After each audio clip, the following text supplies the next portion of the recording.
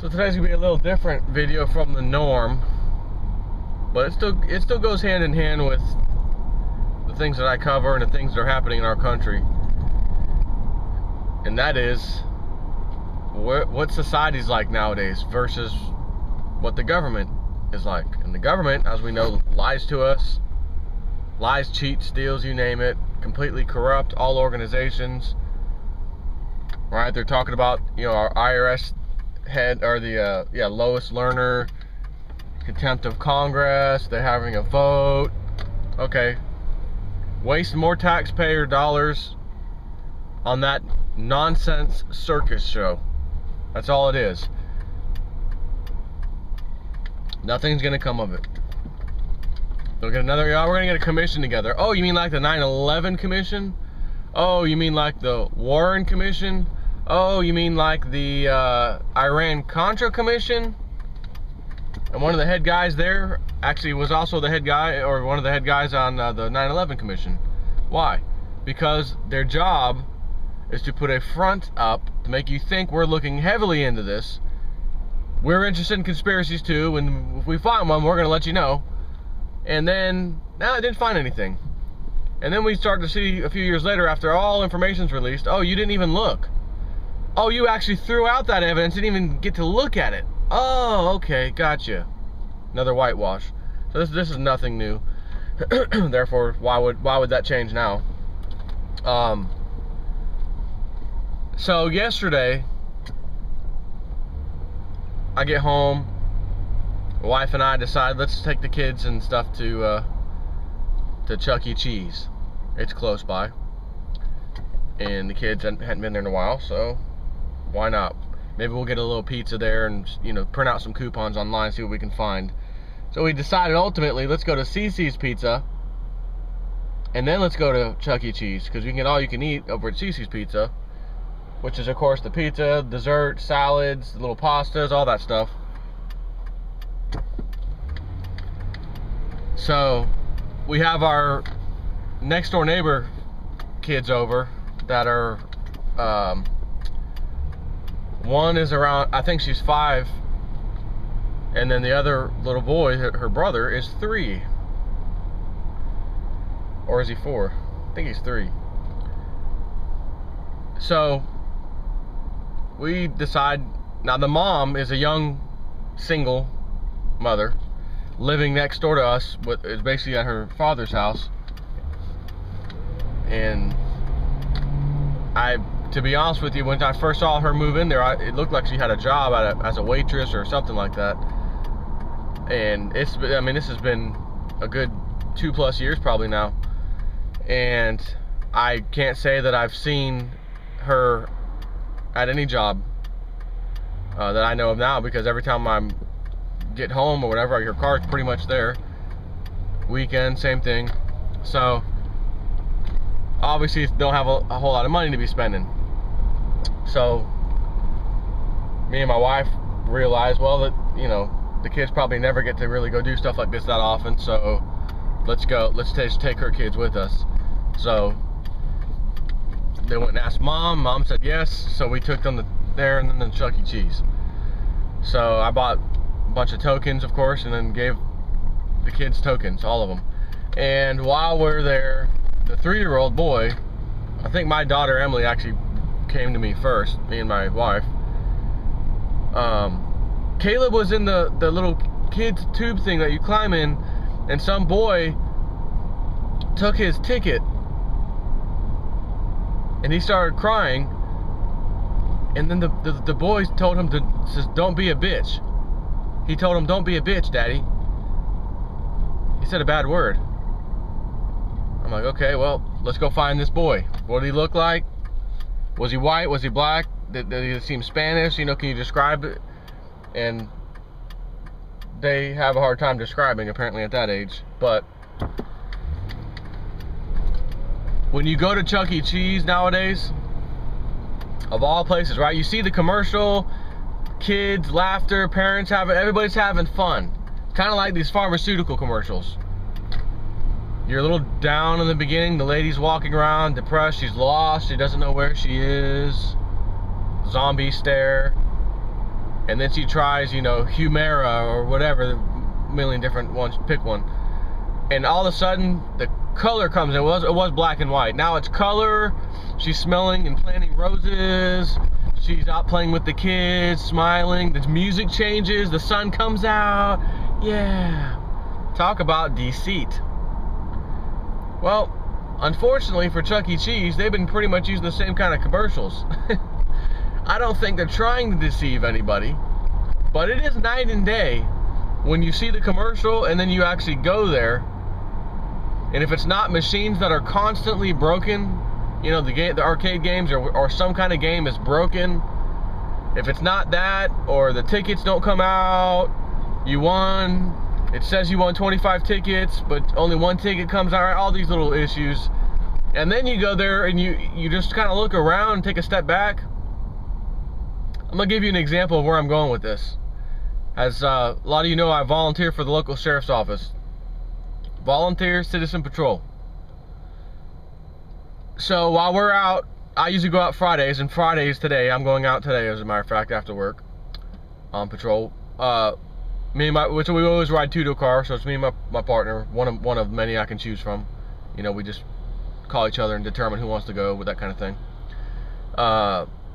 This was about 2 weeks ago, 2 Fridays ago, and we're driving, and we hear the same sheriff's office radio that every deputy, you know, we're on the same system basically, so we hear all the calls and everything, and we hear dispatch calling out another basically a fight at Chuck E. Cheese, and she's noted this is the second one today.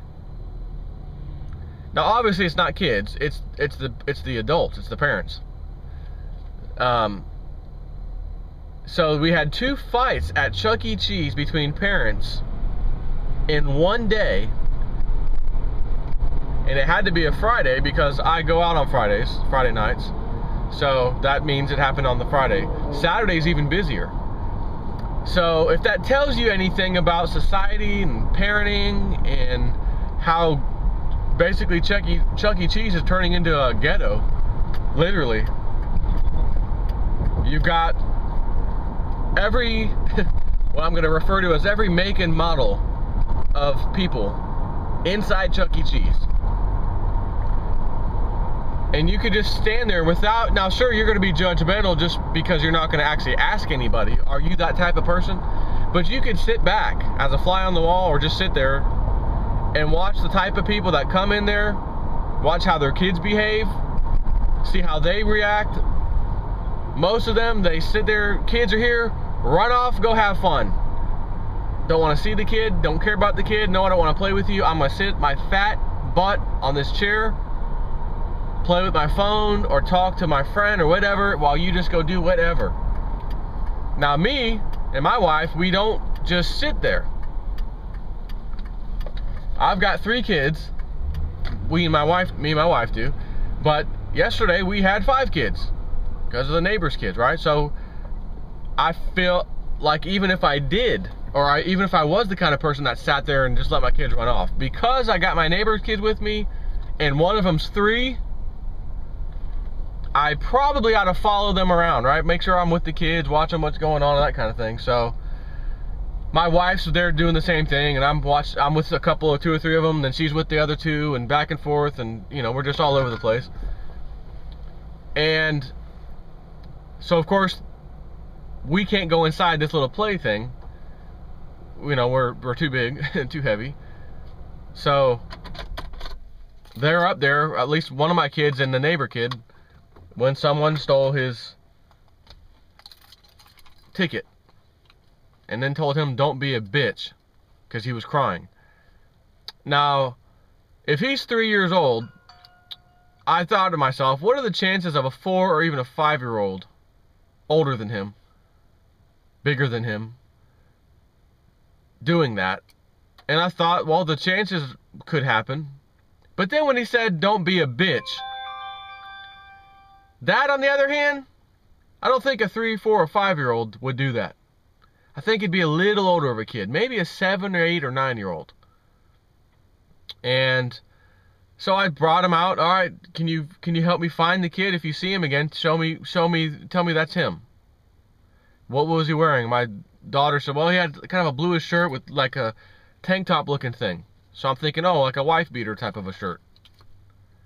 So we walk all around Chuck E. Cheese. There's about 3 different times, and I'm looking for kids their age and a little bit older. Matter of fact, anyone with a blue shirt that has anything like that little strap of any kind. And they just couldn't, no, I don't think that, no. So at that point, all right, I'm not going to keep doing this. This is, go finish the tokens and go have fun. So you look at society as a whole,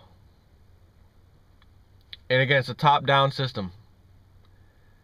And when you see a massively corrupt, fraudulent government, fake voting machines, the whole 9 yards, you're not even voting for people anymore. You're voting for something that's already predetermined, and it spits out a receipt and says, yep, here you go. This is who you voted for. Your vote counted. Thanks.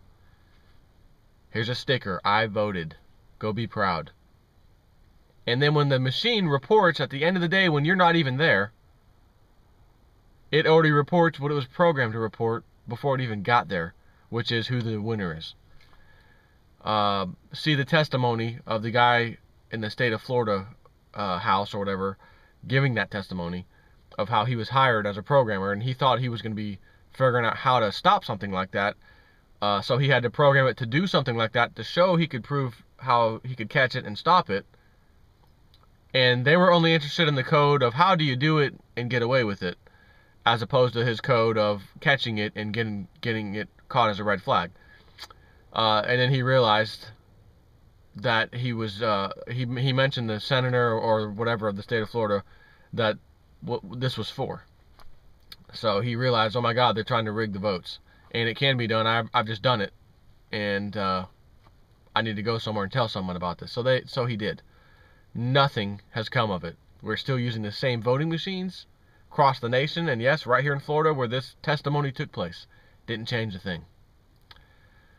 And it makes you think, well, maybe these politicians recognize, because they're all getting their little payoff money from these corporations and whatnot, they may feel like, well, as long as I continue taking the money from these corporations and they give me a little note under the table, hey, see if you can pass some legislation, and I keep doing that, if these guys are controlling the voting machines, I really, truly don't have to worry about the citizens voting me out.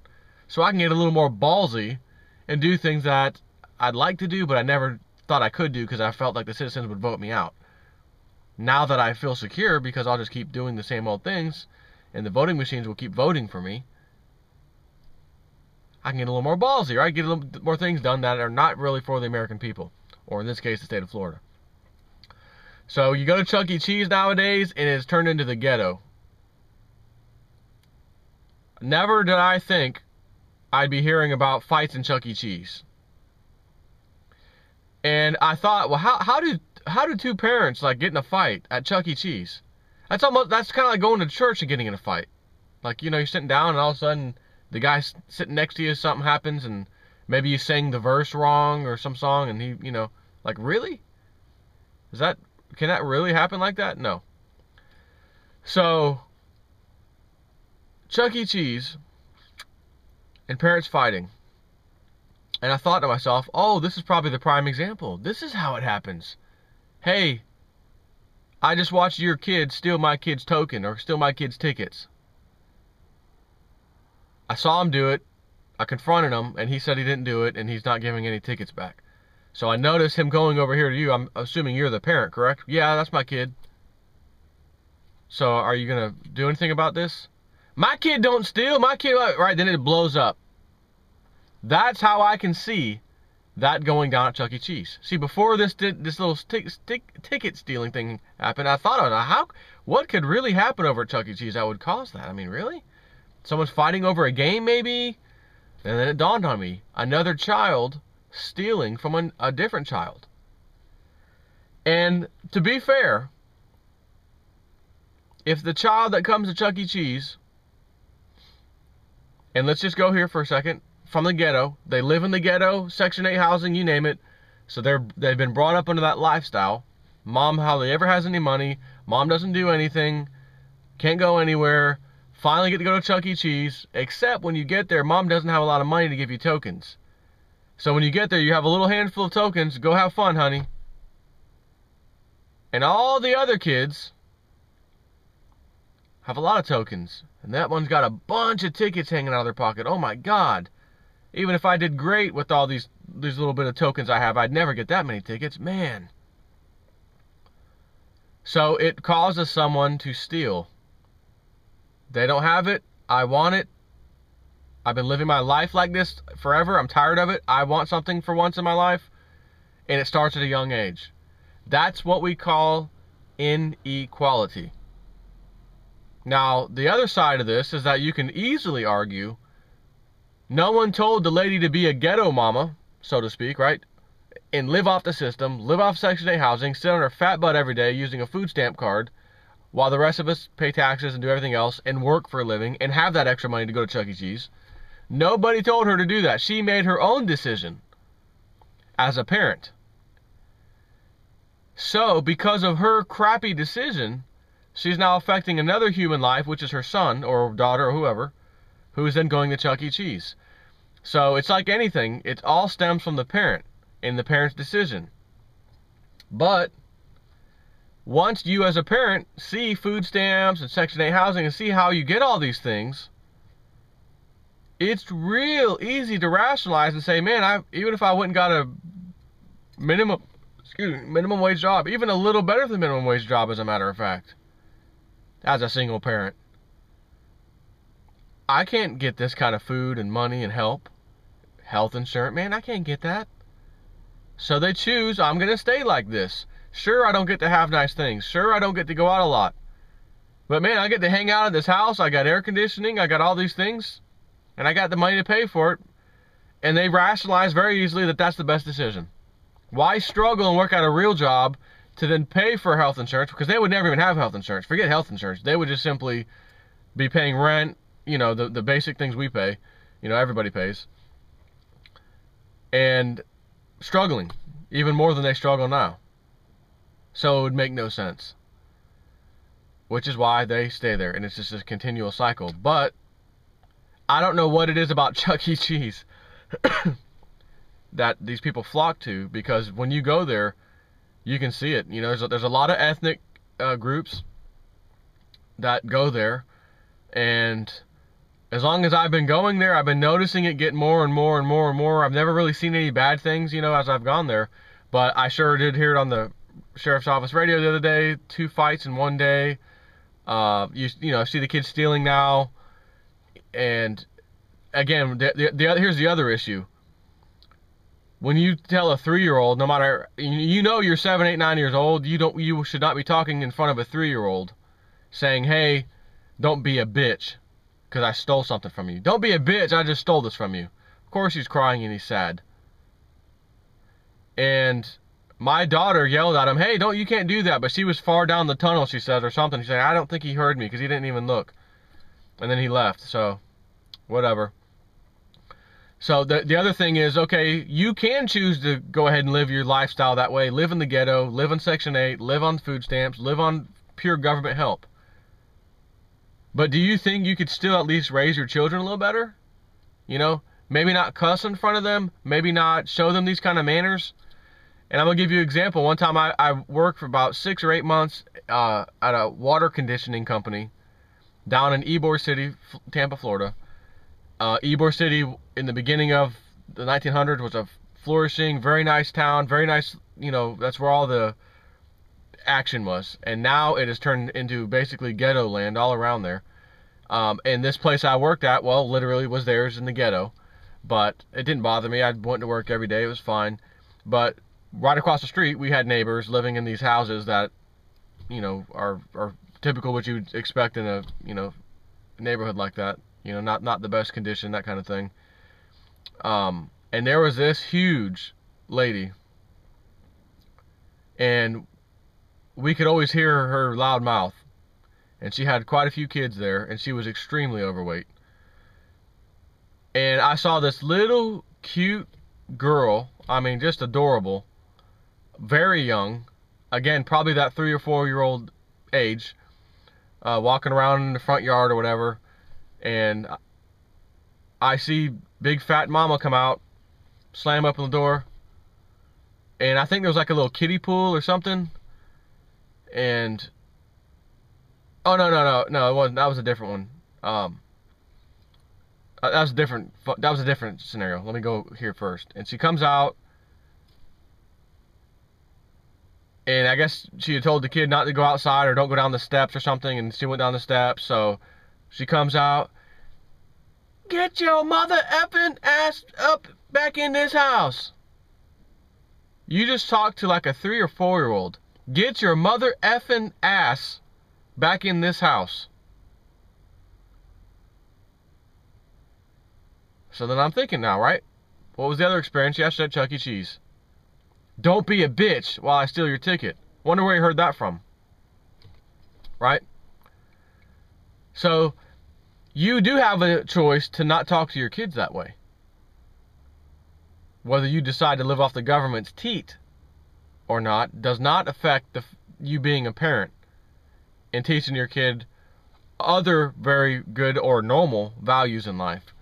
So, again, when you have a system in place like we have, you've got, what, 80% of the jails are filled with black people? I mean, you can't just sit here and say, oh, well, it must be black people. Like, it just must be a black thing. It can't be. But when you have black people that were slaves and then told, okay, we're finally giving you some civil rights, and then when that happened, they still didn't have civil rights. We just said it. On paper, we said they had civil rights. On paper. But then reality showed, no, these people still don't have rights. They're still getting beat up by the police. They're still getting wronged. So they've been, beaten down their whole life in every way. Emotionally, physically, you name it. And this is what's left, right? So they must come to a realization that it is a lot harder to get a job than the average person, especially when you come from the ghetto. Most of them don't finish school, so you're just stuck in this repetitive, terrible cycle. And that's probably why you have 80% of the prisons filled with black people.